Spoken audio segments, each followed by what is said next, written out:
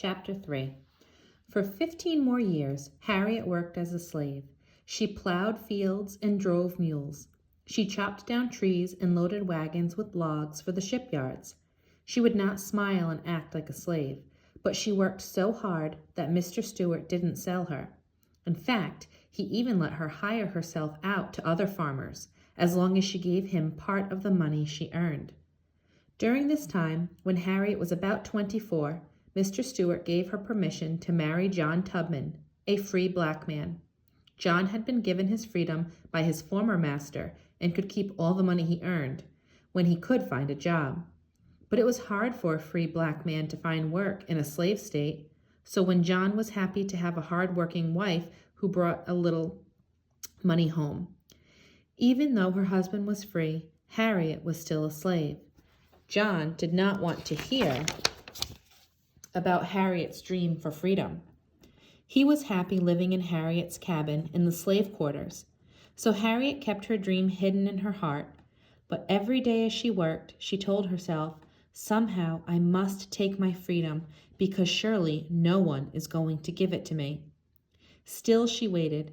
She did not want to leave her husband or her mother and father, and she never knew when she might fall down asleep.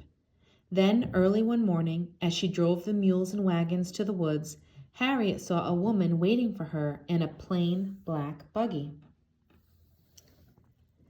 The woman softly called out Harriet's name. Harriet knew from the woman's simple, dark dress and bonnet that she was a Quaker. She also knew that Quakers believed slavery was wrong and that she could trust this woman. As Harriet came close to the buggy, she felt warmed by the woman's smile. "How do you know me, missus?" Harriet asked, looking around quickly to make sure no one saw them. "I know you by the scar on your forehead," said the woman. "I came to find you today because we Quakers have heard that Mr. Stewart needs money. He is planning to sell you for a good price to a cotton plantation in the South."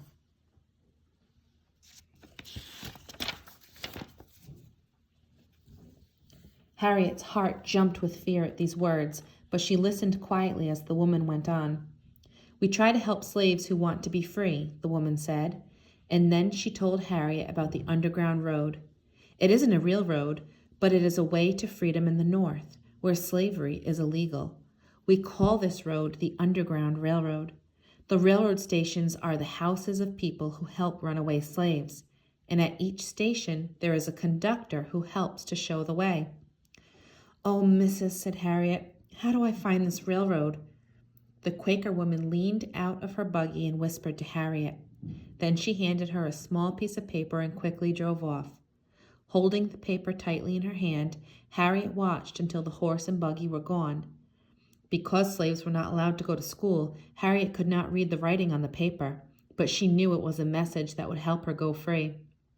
"Give this paper to the first conductor on the Underground Railroad," the Quaker woman had said. Harriet closed her eyes and took deep breaths of air to quiet her pounding heart. "This is the time," she thought. "Now is the time to take my freedom." She led the mules on into the woods, trying to act as she always did in case someone was watching. Later that day, a slave boy slipped away from the big house to find Harriet. He whispered to her that Mr. Stewart had already sold her to a slave gang going to the Deep South. The overseer of the slave gang was going to take her in the morning. As the boy ran quickly back to the big house, Harriet stood alone by the wagon she was loading. "Lord," she said, "you know my troubles. I might fall asleep while I'm trying to find the road, but I can't go south. I've got to go free." Harriet believed God had sent the Quaker woman to show her the way to freedom, and she believed she was ready. She thought sadly about John and the rest of her family. Somehow she would come back for them, she promised herself. She would lead them all to freedom. That night, after John was asleep, Harriet tied a little cloth bag to the rope around her waist. In the bag she put some cornbread and salt pork and the paper the Quaker woman had given her. She silently slipped out of the cabin, ran across an open field, and disappeared into the woods.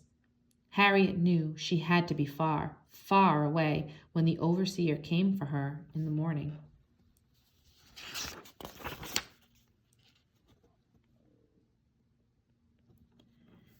That night was clear and still, and the North Star led her toward freedom. Harriet repeated to herself what the Quaker woman had told her. Follow the Choptank River 40 miles to its beginning. Then follow the road to Camden and look for a white house with green shutters. A conductor will help you there. All that night, Harriet walked and ran toward the safest place to wade into the river, a place where it wasn't so deep. She wanted to sing for joy, but she stayed silent. The birds didn't even move from their nests as she passed. As she neared the Choptank River, the ground under her bare feet began to feel wet and muddy. The woodland was becoming swampy, with large pools of water shining in the moonlight. Harriet thought about the slave catchers and the dogs that ran with their noses to the ground. They would be coming after her in the morning. She remembered what Daddy Ben had told her. Those hunting dogs can't follow a person through the water, Harriet. Their sniffing doesn't work in the water. She set her mouth tight and stepped into the swampy water. Her feet slipped in the mud, and hanging branches hit her face, but she didn't stop.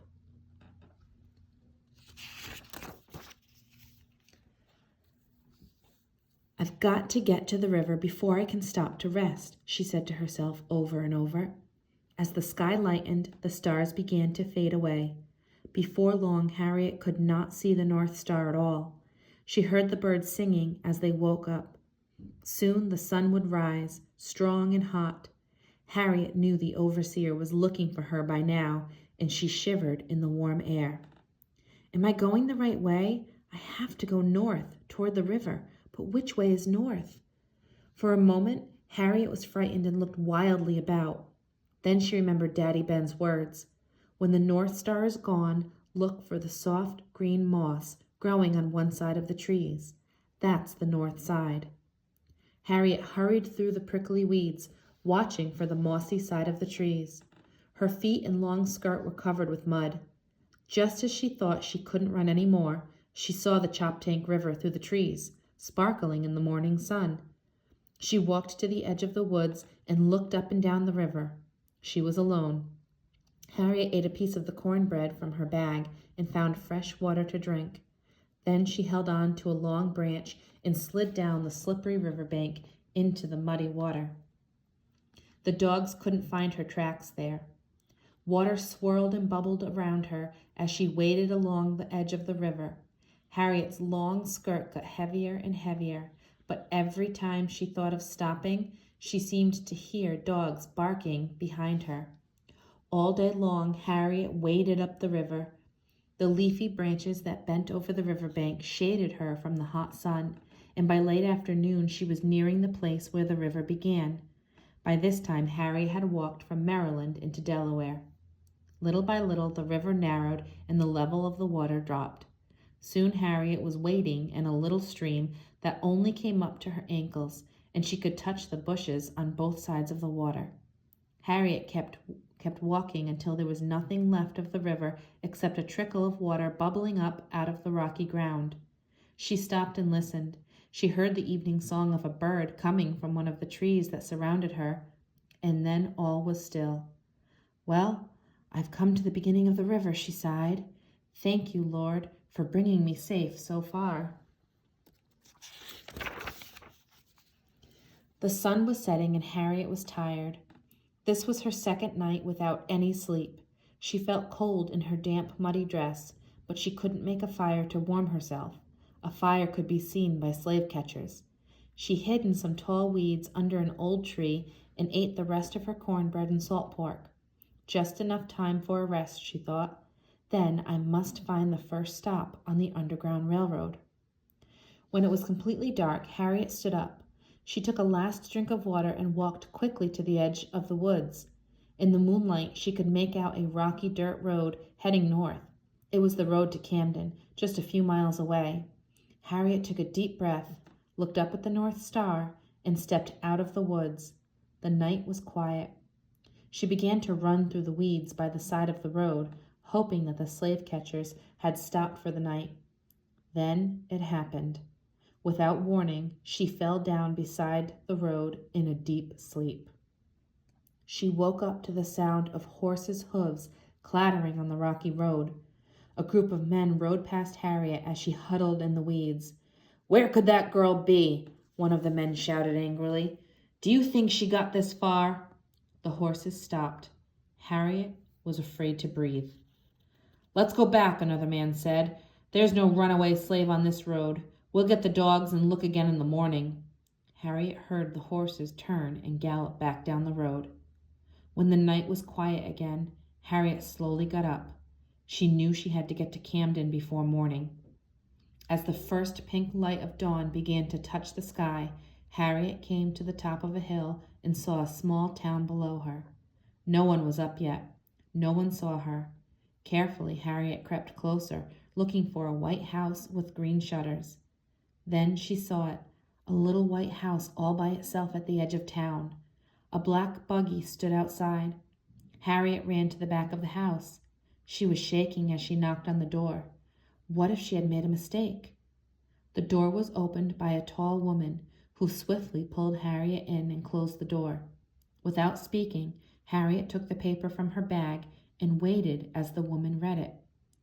"Welcome, Harriet," the woman said in a warm voice. "I am Eliza Hunn. I am glad to see thee."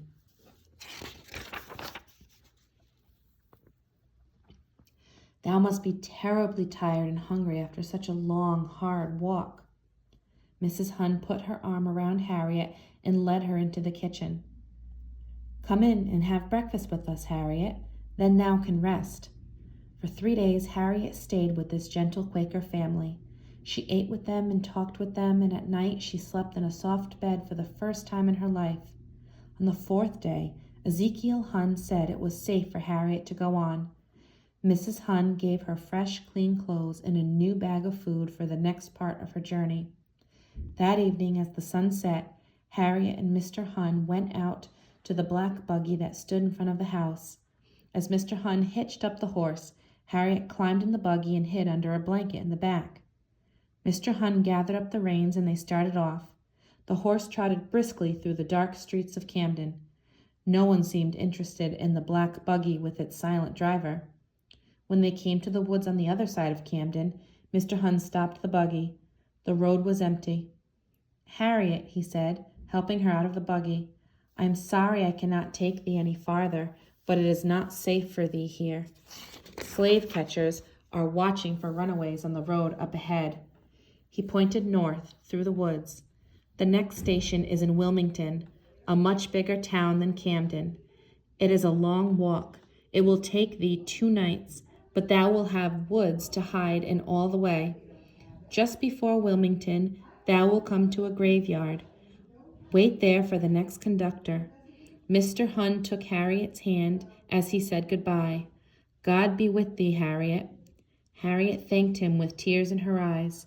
Then she turned and disappeared into the woods.